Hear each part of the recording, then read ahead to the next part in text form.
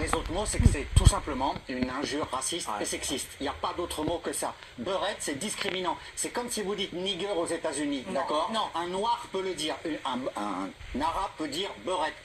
Ça existe entre soi. Mais si un blanc dit beurette, c'est du racisme, de la post-colonisation. C'est une honte. Tréhard, s'il était digne, démissionnerait du Figaro sur le champ. Donc là, c'était suite aux propos d'Yves Tréhard qui parlait de Rachida Dati en parlant un peu de son ascension, etc. Puis à un moment donné, il la qualifie de petite beurette. Alors, en soi, donc, sur l'expression de beurette. J'avoue que le mot fait plutôt...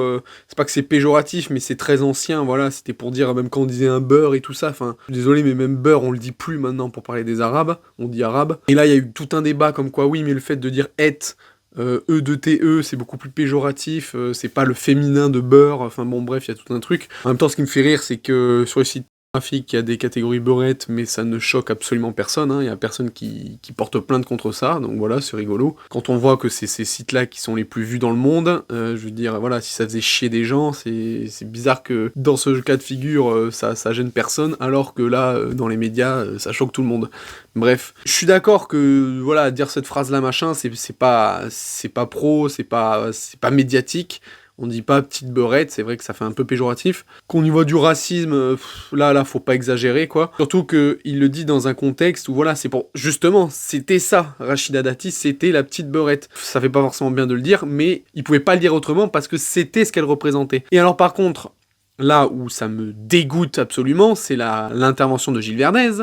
C'est oser comparer le mot beurette et le mot niga, qui est utilisé donc aux États-Unis, qui veut dire négrin. Et en fait, moi, c'est tout ça que je gerbe et vraiment que je déteste, que ça soit donc le mot niga pour les Américains, comme là le mot beurette pour les Français, et il fait une comparaison, mais pour moi, c'est pas du tout comparable, c'est de dire que il y a des mots que certaines communautés couleur de peau peuvent utiliser certains mots entre eux, mais par contre, si c'est une communauté, une couleur de peau extérieure, là, elle est catégorisée de raciste.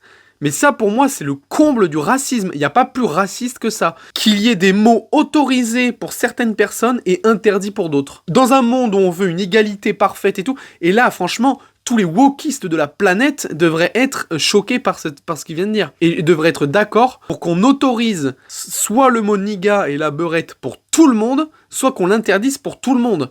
Parce que qu'il y ait 2 poids 2 mesures, justement en fonction de la couleur de peau, de tout ce que vous voulez, c'est justement ça le comble du racisme.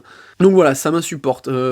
Beurette, oui, je trouve que le mot, il devrait ne plus être employé, comme le mot niga, hein, par ailleurs.